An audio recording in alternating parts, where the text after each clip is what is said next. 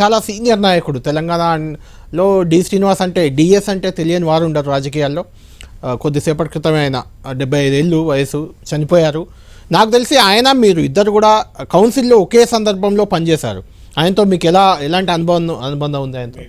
నేను శాసన మండలిలో ఉమ్మడి రాష్ట్రంలో ఉన్నప్పుడు డిఎస్ గారు రాష్ట్ర ఉన్నత విద్యాశాఖ మంత్రిగా కూడా పనిచేశారు.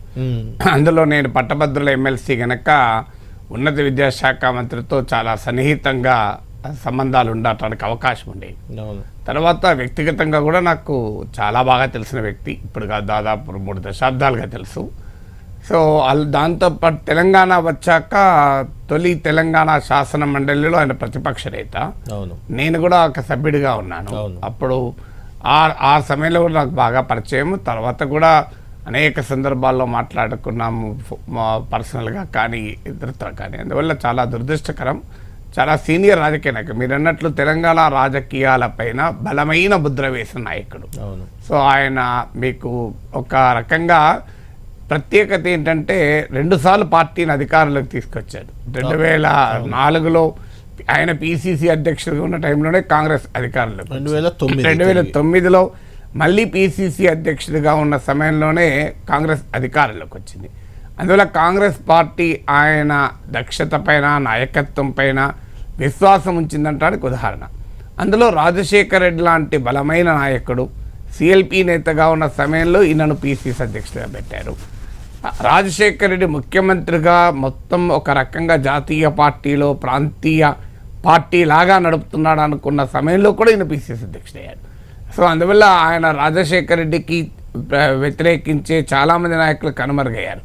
నేను మైసూరారెడ్డి పార్టీ నుంచి వెళ్ళిపోయాడు, పి జనార్దన్ రెడ్డి, మరి శ్రీధర్ రెడ్డి లాంటి వాళ్ళు మంత్రులు కాలేకపోయారు. ఎవరైనా నాగేశ్వర్ గారు రాజశేఖర రెడ్డిని వ్యతిరేకించే వాళ్ళు డిఎస్తో ఉన్నా డిఎస్కి రాజశేఖర రెడ్డికి మాత్రం మంచి అనుబంధమే ఉండేది, అంటే అనివార్యమైన అనుబంధం కూడా ఉండేది. రకంగా అంటే ఆ డిఎస్ యొక్క గొప్పతన చాకచక్యాన్ని కూడా తెలియజేస్తుంది. అంటే రాజకీయంగా విభేదాలు రాజశేఖర రెడ్డితో కూడా ఉండే, అనుమానం లేదు. కానీ ఆ విభేదాలు ఉన్నప్పటికీ కూడా ఆ రకమైన రాజకీయ చాకచక్యాన్ని ప్రదర్శించగలిగాడు గనక నేను ఇంతకుముందు చెప్పినట్టు చాలామంది నాయకులు, ఇప్పుడు పీజేఆర్ లాంటి వాళ్ళు ప్రతిపక్షంలో కాంగ్రెస్ ఉన్నప్పుడు కాంగ్రెస్ పార్టీ నాయకుడిగా చేశారు. అలాంటి వ్యక్తి కూడా మంత్రి పదవి రాలేదు. మరి శ్రీధర్ రెడ్డి కేంద్రంలో సహాయ మంత్రి హోదా వచ్చింది, డిజాస్టర్ మేనేజ్మెంట్, కానీ రాష్ట్రంలో రాలేదు. మధు యాష్కి గౌడ్ కాంగ్రెస్ లో రాహుల్ గాంధీకి సన్నిహితం అనే ఆ రోజుల్లోనే పేరు, వి హనుమంతరావు, ఇలాంటి వాళ్ళు ఎవరు కూడా రాజశేఖర రెడ్డి పీరియడ్లో అసమ్మతివాదులుగా మాట్లాడుకోవడమే తప్ప అధికారంలో లేరు. రెడ్డి, ఉప్పునూతల పురుషోత్తం రెడ్డి వాళ్ళదైతే చెప్పాను, చాలా సీనియర్ నాయకులు, వాళ్ళు సైలెంట్ అయిపోయారు. అలాంటిది అంటే రాజశేఖర రెడ్డిని వ్యతిరేకించిన వారు ఎవరు కూడా ఆయన రాజశేఖర రెడ్డి టైంలో కాంగ్రెస్ లో మడగట్లేదు. అలాంటిది D Srinivas is one and only leader. మీరు గమనిస్తే 10 ఆ రాజశేఖర రెడ్డి టైంలో కూడా డి శ్రీనివాస్ కీలకమైన పదవిలో, కీలకమైన స్థాయిలో ఉండే. అందువల్ల తెలంగాణ ఏర్పాటు క్రమంలో కూడా ఇలా కీలక పాత్ర పోషించాడు. నాకు బాగా గుర్తు 2007లో నేను శాసన మండలికి ఎన్నికయ్యాక రంగారెడ్డి జిల్లాలో ఒక్క డిగ్రీ కాలేజ్ లేదు. నేను ఆ రోజు తీవ్రంగా ప్రతిఘటించి శాసన మండలి మీరు ఇడుపులపాయలో IIIT పెట్టుకుంటారు, మా రంగారెడ్డి జిల్లాలో కాలేజీ ఇవ్వరా అని ఘర్షణ పడ్డ రోజు ఉన్నత విద్యాశాఖ రాష్ట్ర మంత్రిగా ఉండే డి శ్రీనివాస్. మంత్రిగా ఉండి కూడా ఆయన లిమిటేషన్స్, ఆయన లాన్స్లో నాకు మాట్లాడింది ఇప్పటికీ గుర్తు. నాగేశ్వర్ గారు మీరు గట్టిగా నిలబడండి, నా లిమిటేషన్ నాకు ఉంటుంది, నేను ఎంత చేయగలను అంత చేయలేను, కానీ మీరు గట్టిగా ఉండండి, మీరైతే అవుతుంది, ఎందుకంటే మిమ్మల్ని కాదని అనలేరు అని చెప్పాడు. అన్నట్లే రంగారెడ్డి జిల్లాలో చరిత్రలో లేని డిగ్రీ కాలేజ్ తేయగలిగాను. సో అందువల్ల అలా తనకున్న పరిమితుల్లో చేయగలిగినట్టు చేసేవారు. చాలా కుటుంబాలలో కూడా నాకు ఇప్పటికి గుర్తు, నేను చాలాసేపు మాట్లాడిన సందర్భం నిమ్స్లో అలా మదర్ ఉండే, మా మదర్ కూడా మా ఫాదర్ ఉన్న సమయంలో నేను అక్కడికి వచ్చాడు. వాళ్ళ మదర్ను చూస్తాను రెగ్యులర్గా ఆయనే వచ్చేవాడు. ఆయన మొత్తం తన రాజకీయ యాక్టివిటీ ఉదయం పొద్దున్న దాకా ఆయన రాజ్యసభ సభ్యుడిగా ఉండే, చాలా యాక్టివ్గా పాలిటిక్స్లో ఉన్న రోజుల్లో రాత్రి 8 ఆ ప్రాంతంలో 8:30 ప్రాంతంలో నేను నా పనంతా పూర్తి చేసుకొని వెళ్ళేవాడిని. అసలు ఆయన అదే సమయంలో వచ్చేవాడు, తల్లిని చూడటానికి తానే పర్సనల్గా వచ్చి తల్లితో చాలాసేపు గడిపి వెళ్ళేవాడు.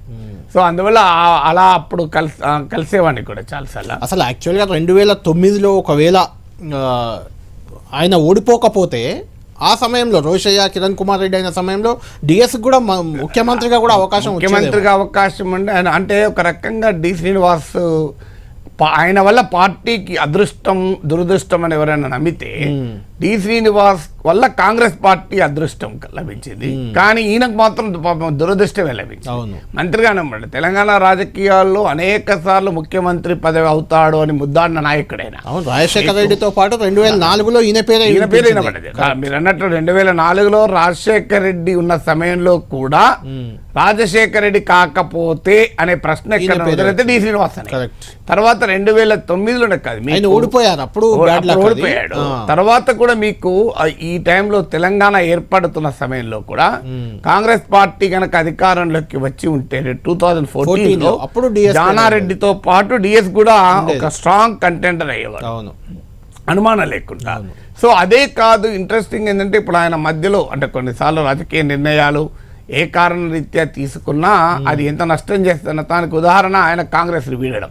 ఆయన కాంగ్రెస్ శాసనసభాపక్ష నేతగా పిసిసి అధ్యక్షుడిగా ఉన్న సమయంలో ఆయన కాంగ్రెస్ పార్టీ ఎమ్మెల్సీగా ఇవ్వనప్పుడు ఆయన లలితకి ఇచ్చారు. అప్పుడు ఆయన కాంగ్రెస్ మనసు నొచ్చుకుంది, ఎందుకంటే అంత సీనియర్ నాయకుడు, పిసిసి అధ్యక్షుడు, 2 సార్లు గెలిపించిన సమయంలో ఉన్నాడు, మంత్రిగా ఉన్నాడు, శాసనసభ మండలిలో ప్రతిపక్ష నేతగా ఉన్నాడు, తెలంగాణ ఏర్పాటులో కీలక భూమిక పోషించాడు.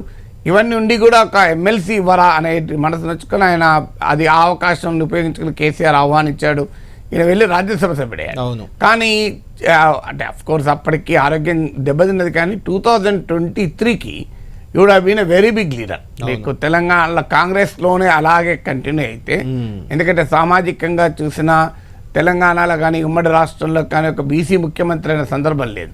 సో అందువల్ల బలమైన బీసీ నాయకుడిగా కూడా తెలంగాణలో ఆయనకు గుర్తింపు, not just in the own district.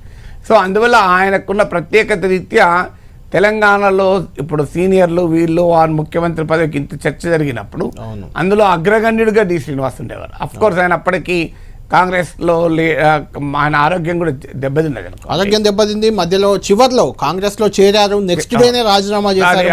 అంటే దానికి కారణం ఏంటంటే నాగేశ్వర్ గారు, ఒక కుమారుడు కాంగ్రెస్లో ఉండడం, మరో కుమారుడు బీజేపీ ఎంపీగా ఉండడం, ఇట్లా కుటుంబంలోనే 2 పార్టీలు ఉండడం కూడా కొంత ఇబ్బందిగా, అంటే పర్సనల్ ఆస్పెక్ట్స్ కానీ, బట్ మనం దాన్ని ఇప్పుడు ఈ సమయంలో పబ్లిక్ గా చర్చించాలి. దాని వల్ల కూడా కొంత చివరిలో ఇబ్బంది పడ్డ మాట నిజం. ఎందుకంటే కాంగ్రెస్ నాయకుడిగానే ఆయన ఈరోజు ఉండేవారు, లేదంటే ఇబ్బంది పడ్డ మాట నిజం. ఆయన ఇప్పుడు ఏ పార్టీలో లేడు కనుక కాంగ్రెస్ ఆయన తెలంగాణలో పార్టీతో రాజకీయ చరిత్ర ఉన్న నాయకుడైనప్పటికీ పార్టీలకు అతీతంగా రాజకీయ చరిత్ర నాయకుడు. అందువల్ల డి శ్రీనివాస్ డెఫినెట్గా తెలంగాణ రాజకీయాలపైన బలమైన ముద్ర వేసిన నాయకుడు. తెలంగాణ ఏర్పాటులో తన పాత్ర ఉంది.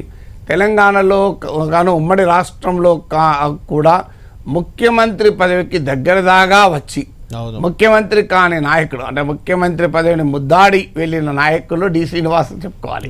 సో అలాంటి నాయకుడు దురదృష్టకరం అంటే ఆరోగ్యము వృద్ధాప్యము ఎవరికైనా తప్పదు, మనకు పుట్టిన ప్రతి ఒక్కడు మరణించక తప్పదంటారు. కానీ ఈ సమయంలో వ్యక్తిగతంగా నాకు బాగా సన్నిహితంగా తెలిసిన వ్యక్తిగా అరవింద్ కానీ సంజయ్ కానీ సంతాపం, కుటుంబ సభ్యులకు మనం సంతాపం ప్రకటించాలి, ఆయనకు నివాళి అర్పించాలి.